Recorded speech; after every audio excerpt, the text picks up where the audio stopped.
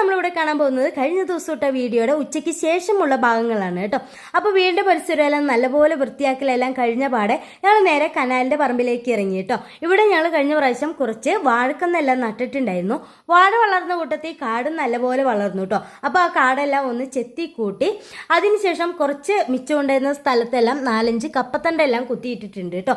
എന്നാലും പിന്നെയും ബാലൻസ് സ്ഥലം ഉള്ളത് കൊണ്ട് തന്നെ ഞങ്ങൾ നേരെ വണ്ടിയെടുത്ത് മണ്ണൂത്തിയിലേക്ക് വിട്ടു കേട്ടോ. അവിടെ പൂവമ്പാഴയുടെ കന്നെല്ലാം ഉണ്ട് കൊടുക്കാൻ വേണ്ടിയിട്ട്.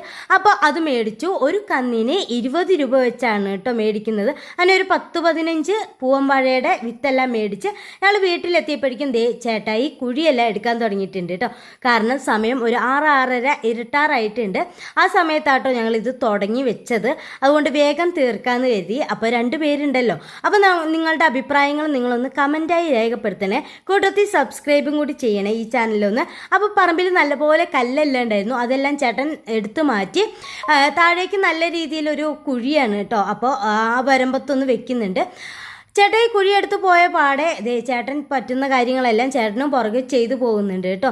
അപ്പോൾ നമ്മുടെ കനാലിൻ്റെ പറമ്പിലെ കാടെല്ലാം വീശി കഴിഞ്ഞ് കഴിഞ്ഞപ്പോൾ വീടെല്ലാം നല്ലപോലെ കാണുന്നുണ്ട്. അപ്പോൾ എൻ്റെ ഒരുപാട് നാളത്തെ ആഗ്രഹമായിരുന്നു കേട്ടോ ഇതുപോലെ കൃഷിയൊക്കെ ചെയ്യണമെന്ന്. അതാണ് ഇപ്പോൾ ഈ നടന്നുകൊണ്ടിരിക്കുന്നത്. അപ്പോൾ ഇഷ്ടമായൊരു സബ്സ്ക്രൈബ് ചെയ്യുക, ലൈക്ക് ചെയ്യുക, ഷെയർ ചെയ്യുക. Okay, by.